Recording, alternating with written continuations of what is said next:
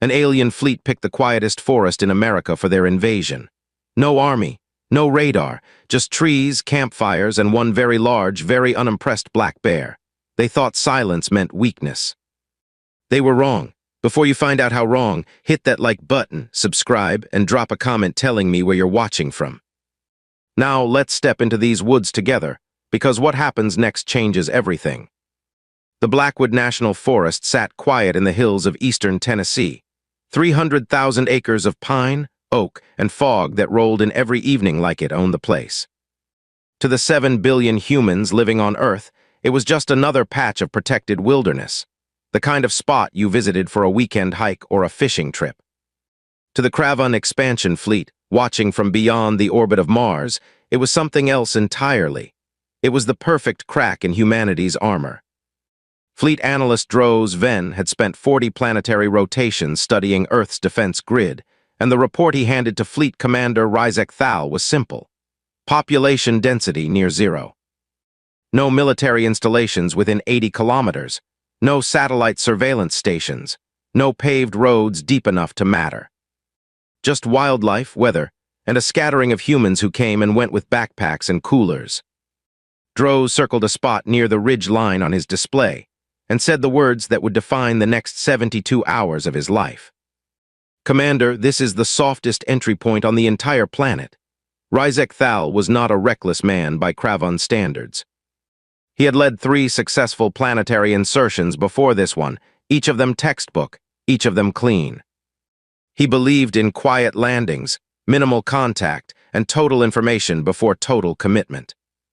He looked at the scan of Blackwood Forest, the empty roads, the handful of scattered cabins, and the almost complete absence of anything resembling a defense system, and he nodded once. Send the recon shuttle, small footprint, observe catalog report back. No engagement unless provoked. Those were his exact words, and later, staring at the wreckage of his own mission plan. He would remember saying them, and wonder how 12 careful words could go so catastrophically wrong. The shuttle came down just after midnight, sliding between 2 ridgelines with its engines dampened to almost nothing. Settling into a clearing, surrounded by thick pine cover half a mile from the nearest hiking trail. 6 soldiers stepped out behind Lieutenant Cade Marrow, a younger officer hand-picked for this mission because his file listed him as calm under pressure and difficult to rattle. Cade would later reflect that whoever wrote that file had clearly never met a black bear at close range. The forest around them was almost silent, the kind of silence that felt deliberate, and Cade found that unsettling in a way gunfire never was. Gunfire, at least, told you where the danger was coming from. This told him nothing. Somewhere in the dark, something large moved through the underbrush, and the squad's motion sensors lit up with a reading that made no sense at all, a heat signature nearly 2 meters long. Moving on 4 limbs, weight estimated at over 300 pounds. Lieutenant, we have a large biological contact, said Private Ilsa Wren, her weapon already rising toward the trees. Possible hostile. Cade studied the readout. No visible weapons, no tool use, no communications signature. Just raw mass and muscle moving through the dark like it belonged there because it did. Hold position. Do not engage. Could be local wildlife. The reading vanished as quickly as it appeared, swallowed back into the tree line, but the unease it left behind did not vanish with it. Cade radioed back to the orbiting command ship with his first status update, and he chose his words carefully. Because something about this forest already felt wrong in a way the scans hadn't predicted. Command, this is Recon 1. Landing successful. Environment shows elevated large fauna activity. Recommend caution during patrol movements. The response came back almost dismissive, filtered through the calm confidence of officers who had never set foot on the surface. Copy, Recon 1. Continue mission parameters. Large fauna poses minimal threat to armored personnel. Cade would remember that line too, minimal threat. He looked at his squad, 6 soldiers in full tactical gear designed to withstand small arms fire and energy weapons. And he had no way of knowing that the thing moving through the trees around them did not care about any of that. Because it had never lost a fight in its life, and saw no reason tonight would be different. By dawn, the squad had established a forward position on a ridge overlooking a gravel access road, watching through their optics as the first humans of the day appeared. A pickup truck rolled up the road just after 6 in the morning, and out stepped a man named Walt Higgins, 61 years old, wearing an orange vest and carrying a rifle slung over one shoulder. Because bear season had opened 3 days earlier, and Walt had been coming to this exact ridge every October for the last 20 years. Cade watched him through his scope and felt something shift in his understanding of the mission. This was not a soldier. This was not a scout. This was a civilian, alone, armed, walking directly toward their position with the unhurried confidence of a man who had never once considered that today might be the day something in these woods was more dangerous than a deer. Command, we have civilian contact approaching our position. Armed, but appears to be recreational hunting, not military. The response from orbit carried the first hint of genuine curiosity Cade had heard all mission. Recon 1. Why would an unarmored civilian willingly enter forest territory containing apex predators? Cade watched Walt Higgins settle onto a fallen log less than 60 yards from his hidden squad. Pull out a thermos of coffee and begin scanning the tree line with the patient stillness of a man who had done this 1,000 times before. Something about the scene refused to make sense inside any framework the Kravon fleet had built for this planet, and Cade felt the first genuine crack form in his confidence. Command, he said slowly, I don't think they consider it dangerous. I think they consider it Tuesday. The silence that followed on the other end of the channel lasted almost 10 full seconds, and when Fleet Commander Rizek Thal's voice finally came through, it carried none of its earlier certainty. Recon 1, maintain position and continue observation. We are revising our threat assessment. What none of them understood yet, not Cade, not Rizek, not a single soul aboard that orbiting command ship, was that somewhere in the trees below their ridge, a black bear named by absolutely no one, but recognized by every hunter in that county, was already awake, already hungry, and already moving toward the unfamiliar scent, drifting out of a clearing that had no business existing in these woods. The morning wore on, and Lieutenant Cade Marrow's understanding of Blackwood Forest kept unraveling one small discovery at a time. Walt Higgins never fired his rifle. He sat on his log for nearly 2 hours, sipped his coffee, occasionally muttered to himself about bear tracks near the creek, and eventually packed up and walked back to his truck without ever knowing 6 armored soldiers from another world had been watching his every move. He left without incident, reported Private Ilsa Wren, lowering her weapon for the first time in hours. No aggression displayed. Cade found that harder to process than an actual firefight would have been, a firefight he understood. Bullets, cover, casualties, retreat. These were concepts every Kravon soldier trained for from childhood. But a man walking calmly through predator territory with nothing but a rifle and a thermos, humming some tune under his breath. Unbothered by the same forest that had every soldier in Cade's squad checking their proximity sensors every 90 seconds. That was something else entirely. By midday, the squad had moved half a mile deeper into the forest, following a game trail toward a wider clearing where their scanners picked up something promising. An old fire lookout tower standing at the edge of a ridge abandoned decades ago according to the readings, structurally sound enough to serve as a temporary observation post. Cade ordered the squad forward, and that decision turned out to be the first genuine mistake of the mission. They found the tower easily enough, but they were not alone in finding it. A group of 4 college students had hiked in the previous evening and set up camp almost directly beneath it, planning a weekend of what one of them, a loud and cheerful young man named Cody Baxter, kept calling getting off the grid. Cade's squad froze at the tree line, watching 4 unarmed civilians build a fire, crack open cans of something that smelled sharp and fermented, and begin singing along to music playing from a small speaker with a level of enthusiasm that seemed medically inadvisable. Command, we have a civilian encampment at the observation site, Cade reported quietly. Recommend we bypass and select an alternate position. Denied, came the reply. That location offers optimal elevation. Proceed with stealth protocol. Avoid detection. Stealth protocol, as it turned out, was not designed with campfire smoke and drunk college students in mind. Private Torv Kell, moving to flank the camp from the east, stepped on a fallen branch that cracked loudly enough to silence the entire clearing. Every soldier froze mid-stride, and for 3 agonizing seconds, Cade genuinely believed the mission was compromised. Then Cody Baxter squinted into the tree line and shouted the single sentence that saved the entire operation without anyone intending it. "Yo, is that a bear?" "Dude, there's a bear." Every college student scrambled for their phones, not their safety, their phones, and began pointing them toward the trees where Torv stood frozen in full tactical gear. Cade watched in disbelief as 4 unarmed young humans, upon spotting what they genuinely believed to be a bear, did not run, did not scream in terror, but instead crept closer with their devices raised, whispering excitedly about getting good footage for something called the group chat. "They are approaching the contact," Ilsa whispered, aiming her weapon uncertainly. Orders. Cade had no good orders to give. Retreat now and risk discovery mid-withdrawal. Or hold position and hope the darkness and Torv's stillness would be enough to convince 4 intoxicated college students that they had simply seen a very large, very still bear.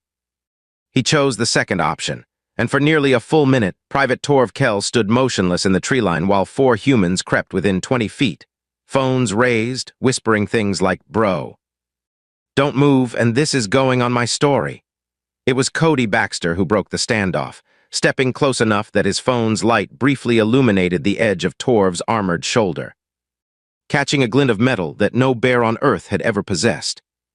Cody squinted, tilted his head, and said the words that nearly ended the mission entirely. "Wait. Bears don't have, like, shiny stuff on them, right?" Cade gave the order before he had fully thought it through. "Fall back now."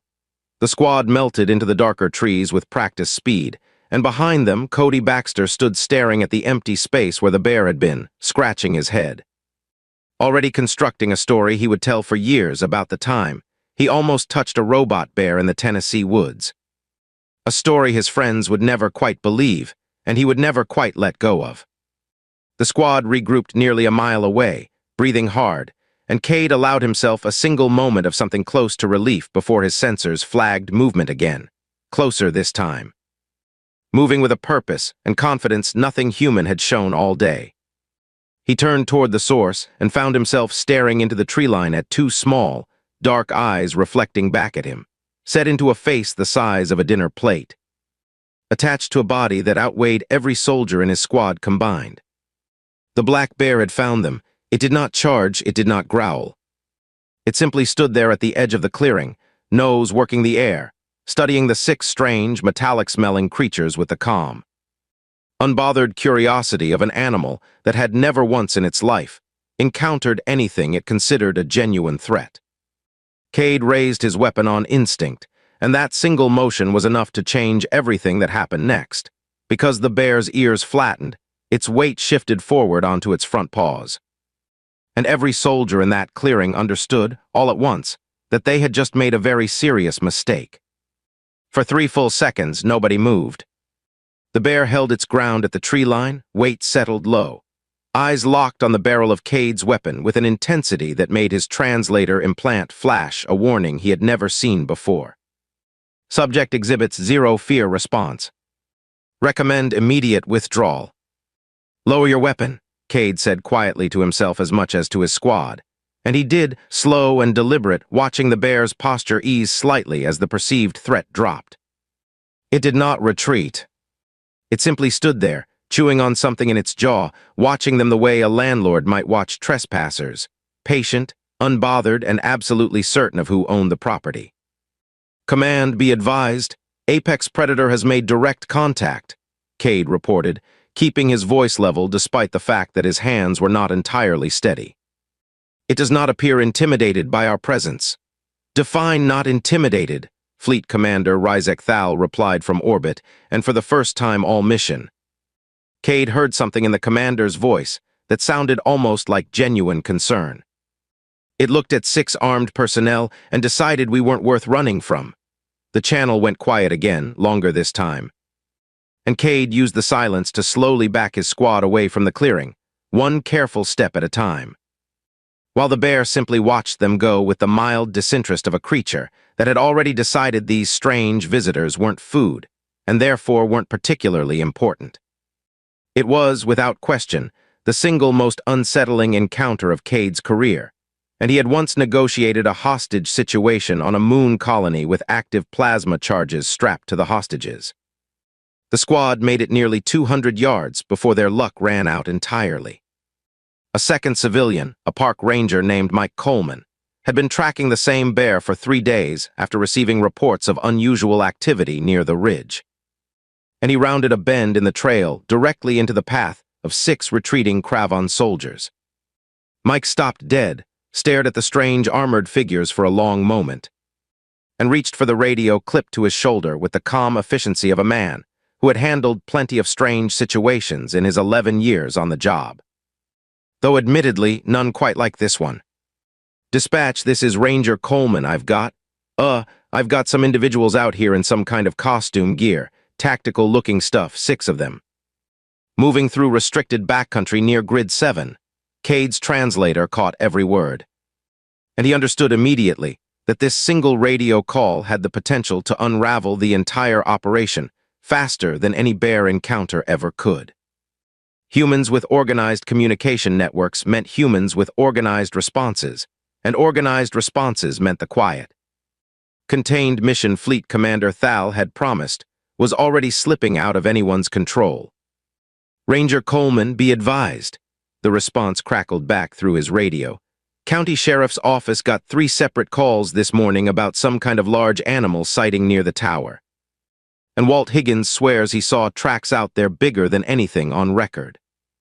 You might want backup before you approach." Mike Coleman looked at the 6 figures standing frozen at the edge of the trail, looked back down at his radio, and made a decision that would end up mattering far more than he could have known. "Copy that. I'm going to hang back and observe. These folks don't look like they're causing trouble, might just be some kind of survival gear testing group. I'll keep an eye and report if anything changes." He turned and walked back the way he came, radioing in a location update. And Cade watched him go with a mixture of relief and disbelief that would become the defining emotional state of this entire mission. A trained federal officer had just looked directly at an armed alien recon squad and concluded the most reasonable explanation was recreational gear testing. "Command, local authority structures appear to operate on extremely high tolerance thresholds," Cade reported, choosing his words carefully. "Civilian response to our presence has been curiosity rather than alarm.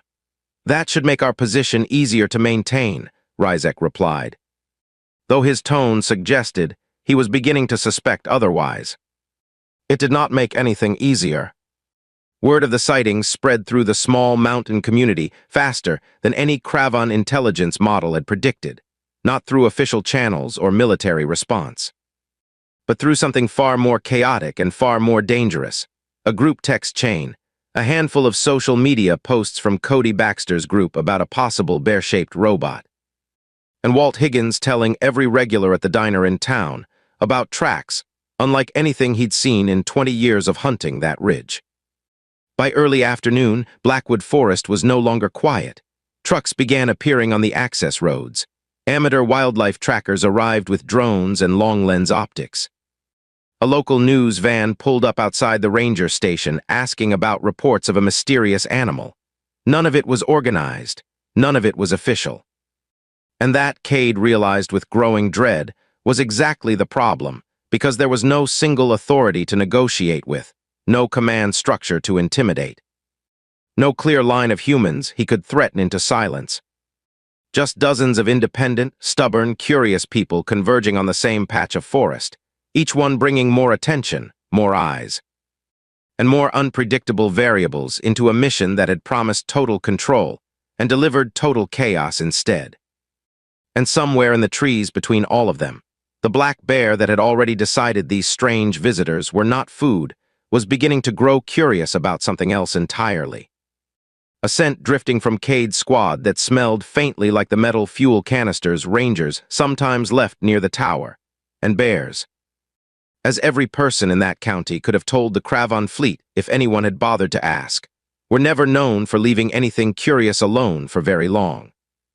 By late afternoon, Fleet Commander Rizek Thal had stopped calling it a recon mission and started calling it a containment problem, though he had not yet said those words to anyone above him in the chain of command.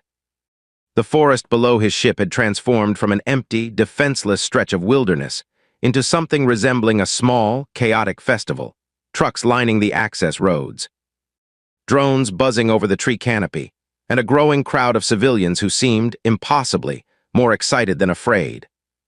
Cade's squad had taken position in a dense grove near the base of the ridge, trying to wait out the human activity until nightfall gave them cover to extract, but the bear had other plans. It had been tracking their scent trail for nearly an hour, drawn by the strange metallic smell of their fuel canisters. And it finally emerged from the tree line directly behind Private Torv Kell, with the unhurried confidence of an animal that had never once needed to hurry for anything in its entire life. "Contact behind us," Ilsa hissed, and Torv spun to find himself staring at 350 pounds of muscle and curiosity standing less than 10 feet away, nose lifted, sniffing at the canister strapped to his back with open interest. What happened next would later be described by Walt Higgins, who watched it unfold from a ridge 200 yards away through a pair of binoculars he'd owned since the 90s. "As the single strangest thing I have ever seen in my entire life, and I once watched a man try to wrestle a raccoon out of his chimney." The bear reared onto its hind legs, a motion that brought it well over 7 feet tall, and let out a huffing vocalization that every soldier's translator immediately flagged as a territorial warning.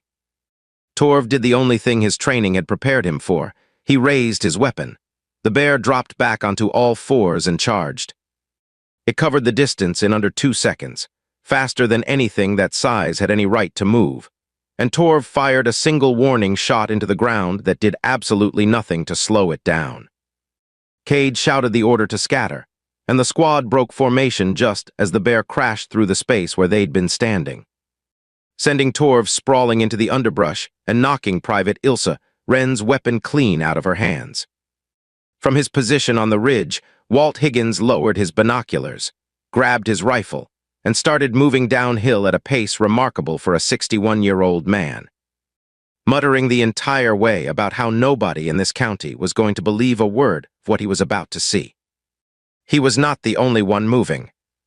Mike Coleman, still parked near the trailhead after his earlier encounter, heard the commotion over the radio chatter from hikers reporting a bear attack near the tower and immediately called for backup while heading toward the sound himself, and Cody Baxter and his friends, having never quite let go of their theory about a robot bear, grabbed their phones and ran directly toward the danger instead of away from it, because that is simply what 20-year-olds do. Cade's squad regrouped nearly 80 yards from the initial contact point, breathing hard, weapons drawn, watching the tree line for any sign of the animal that had just scattered 6 trained soldiers like leaves in the wind. "Command, we have an active hostile engagement with the apex predator," Cade reported, no longer bothering to keep the strain out of his voice. "It is significantly faster and more aggressive than initial assessments indicated." "Options?" Rizek asked, and for the first time in the mission, he was genuinely asking, not instructing. Before Cade could answer, the bear reappeared at the edge of the clearing, and this time it was not alone in drawing attention. Walt Higgins arrived on the scene first, rifle raised but not firing, shouting something about staying calm that nobody, human or otherwise, was in any position to do. Behind him, Mike Coleman's truck rolled up the access road with its lights flashing, and behind that, a small cluster of curious onlookers who had been drawn by the noise began gathering at a distance, phones raised, recording everything. Cade found himself standing in the middle of a scene with no precedent in any tactical manual he had ever studied, an angry bear on one side, armed civilians on another, curious bystanders filming from a third direction, and his own squad scattered and disoriented in between all of it. There was no clean line of retreat, no obvious threat to neutralize, no single decision that would resolve the chaos without making it worse. And then the bear, apparently deciding it had made its point about personal space, turned away from the soldiers entirely and focused its attention on something far more interesting. The abandoned fuel canister that had fallen from Torv's pack during the charge, now lying open in the dirt and leaking a thin trail of metallic-smelling fluid that smelled to a bear's nose. Disturbingly similar to something it might actually want to investigate further. It lowered its head toward the canister, and every human and every soldier in that clearing froze at once. Because nobody, not Cade, not Walt Higgins, not Mike Coleman, not a single person watching from the tree line, had any idea what would happen if that animal decided to bite down. Nobody moved for a long-held breath. The bear's nose hovered inches from the leaking canister, and Cade understood with sickening clarity that whatever was inside that fuel cell had not been designed with biological contact in mind. If the animal bit into it, the resulting reaction could kill the bear instantly, and worse, could kill every human standing within 50 yards, including the growing crowd of onlookers who had no idea they were standing next to something far more dangerous than an angry animal. "Everybody get back," Mike Coleman shouted, finally finding his voice, waving his arms at the small crowd of bystanders. "Now, move, move, move." Walt Higgins didn't retreat. Instead, he did something that would define the rest of this story, something Cade would replay in his mind for years afterward, trying to make sense of it. The old hunter lowered his rifle, stepped forward into the open ground between the bear and the canister, and began speaking in a low, steady voice. The same calm tone he'd use on a spooked horse or a nervous dog, utterly unafraid of the animal that had just sent 6 armed strangers running for their lives. Hey now, that ain't food, big fella. Come on, back off that, come on now." The bear's head lifted, ears swiveling toward the sound of Walt's voice. And for a moment, the entire clearing hung suspended between disaster and something else entirely.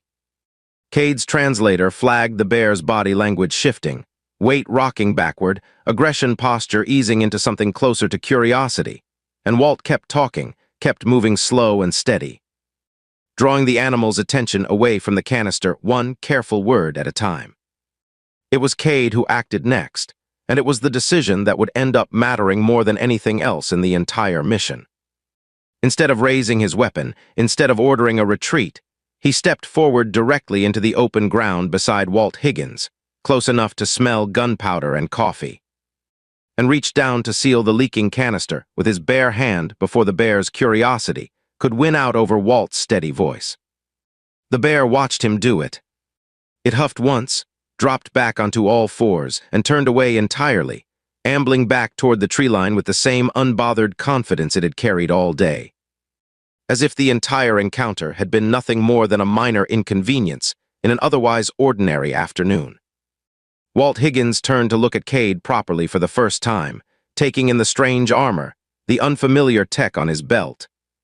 The face that was not quite human, no matter how good the disguise had been designed to be, and his eyebrows rose slowly. "You ain't from around here, are you, son?" Cade had no honest answer that wouldn't end this mission in a manner far worse than it had already gone, so he said nothing at all, and Walt, to his eternal credit, simply nodded once like a man who had decided some questions were better left unasked. "Command," Cade said quietly into his radio, watching the bear disappear into the trees, while a small crowd of humans slowly lowered their phones and began talking excitedly among themselves about what they had just witnessed. "Requesting immediate extraction. Mission parameters have been compromised beyond recovery. Casualties?" Ryzek asked. Cade looked at his squad, bruised and shaken but standing, looked at the civilians now approaching with cautious curiosity rather than fear, looked at Walt Higgins already telling Mike Coleman some exaggerated version of events that would grow taller with every retelling for the rest of his life, and answered honestly. "No casualties, Commander. Just a complete failure to understand this planet." By the time the shuttle lifted off from a clearing 2 miles east under cover of full darkness, the story of the Blackwood Forest bear had already begun spreading through the county, and then the state growing stranger and larger with every telling. A bear that faced down armed men in strange armor and won, a hunter who talked a wild animal into standing down, a group of college kids who swore they'd seen something metal beneath the creature's fur. None of it would ever be confirmed, none of it needed to be.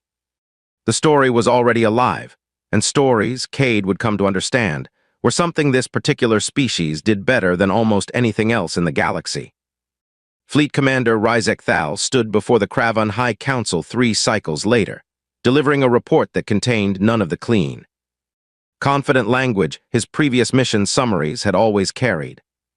The council chamber was silent as the footage played, a bear standing its ground against armed soldiers, an unarmed hunter calmly talking down an apex predator with nothing but a steady voice, a lieutenant risking direct contact with a wild animal to prevent a chemical accident that could have harmed everyone present, human and Kravan alike.